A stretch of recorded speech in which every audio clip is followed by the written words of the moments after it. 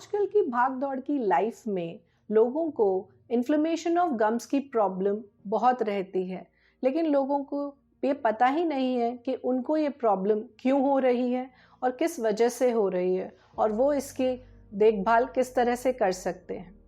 आज मैं आपको बताना चाहती हूँ कि इन्फ्लेमेशन ऑफ गम्स यानी जिंजिवाइटिस क्या होता है, किन कारणों से होता है। मैं doctor Navita Sharma, paediatric dentist with more than 10 years of experience, director Twinkles dental clinic, आज आपको ये सारी जानकारी देने जा रहे हैं। जिंजिवाइटिस यानी इन्फ्लेमेशन ऑफ गम्स, ये होता क्या है? ये मसूड़ों की सूजन होती है। इसमें मसूड़े सूजने लगते हैं। मसूड़ों की सूजन किन कारणों से होती है? तो आज हम आपको बताते हैं कि वो क्या क्या कारण होते हैं जिसकी वजह से मसूड़ों में सूजन होती है। सबसे पहले बात करते हैं कि जो लोग अपने दांतों के, अपने मसूड़ों की सही तरह से सफाई नहीं रखते, उनका रखरखाव नहीं रखते, उन लोगों को इन्फ्लेमेशन ऑफ गम्स बहुत कॉमनली होता है।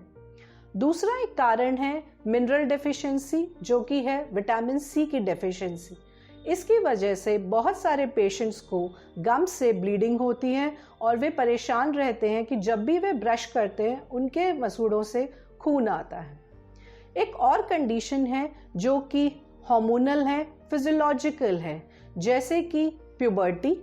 जब भी बच्चे ग्रोथ स्पर्ट्स के आसपास जाते हैं, जैसे लड़कियों में प्यूबर्टी 11 से 13 साल की उम्र में और लड़कों में 12 से 14 साल की उम्र में आती है, उस समय उन बच्चों के मसूड़ों में सूजन देखी जा सकती है।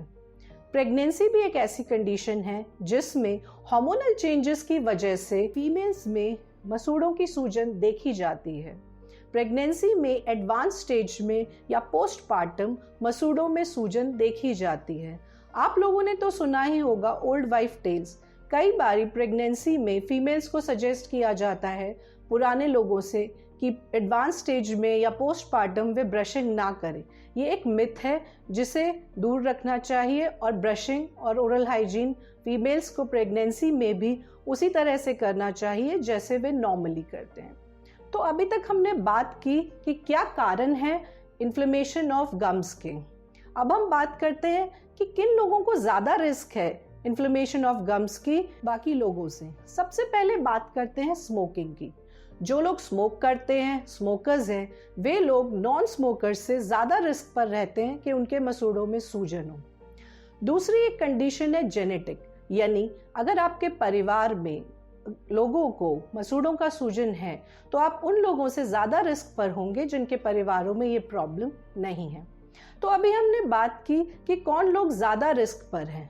अब हम बात करते हैं ट्रीटमेंट की कि क्या ये इन्फ्लेमेशन ऑफ गम्स ट्रीट हो सकता है। जी बिल्कुल ट्रीट हो सकता है। आप अगर घर में प्रॉपर ब्रशिंग द्वारा, डेंटल फ्लॉस का इस्तेमाल करके, माउथ वॉश का इस्तेमाल करके और डिसइंफेक्टेंट जैसे कि बीटाडीन गागल करके अपने दांतों को, मसूड़ों को साफ रखेंगे तो आपको बहुत कम प्रॉब्लम्स होंगी जो कि इन्फ्लेमेशन ऑफ गम से होगी।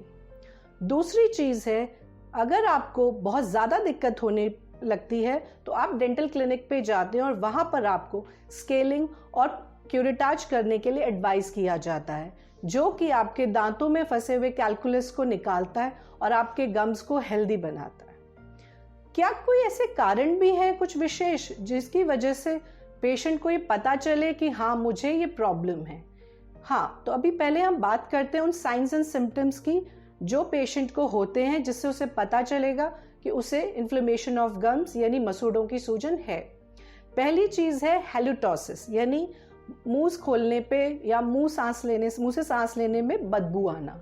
जब पेशेंट महसूस करता है कि उसके मुंह से बदबू आती है, ये एक सिम्टम है कि उसको इन्फ्लेमेशन ऑफ गम्स है। दूसरी चीज़ है ब्रशिंग के दौरान खून आना। जब भी उनके गम से खून आता है, ये एक सिम्टम है कि उनको मसूड़ों की सूजन है। तीसरी चीज़ है, अगर आपके मसूड़े नीचे की तरफ जा रहे हैं तो आपके दांत धीरे धीरे लूज हो रहे हैं और आप धीरे धीरे अपने दांतों को खो सकते हैं। ये बात हमने की कि क्या साइंस एंड सिम्टम्स होते हैं जिंजिवाइटिस के। अब बात करते हैं कि क्या कॉम्प्लिकेशंस होती हैं जिंजिवाइटिस की। पहली चीज़ हम आपको ये बता दें कि जिंजिवाइटिस अगर बहुत समय तक पेशेंट को रहता है, उसकी वजह से उसे पेरिडोंटाइटिस यानी पायरिया हो सकता है। धीरे धीरे दांत लूज हो सकते हैं और हड्डी भी अपने नीचे की सतह पर जाने लगती है।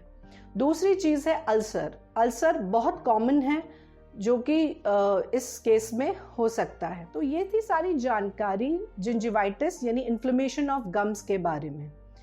एक और बात जो मैं बताना चाह रही हूँ कि कुछ प्रॉब्लम्स कुछ लोगों में, हर किसी में नहीं होती, विशेषकर उन लोगों में जिनको डिजीज़ है, जैसे कि डायबिटीज़ मेलाइटिस या फिर कैंसर और HIV जैसी बीमारियों में भी उन पेशेंट्स को भी जिंजिवाइटिस की अक्सर प्रॉब्लम रहती है। हम उम्मीद करते हैं कि आपको ये वीडियो इन्फॉर्मेटिव लगा हो, एजुकेटिव लगा हो।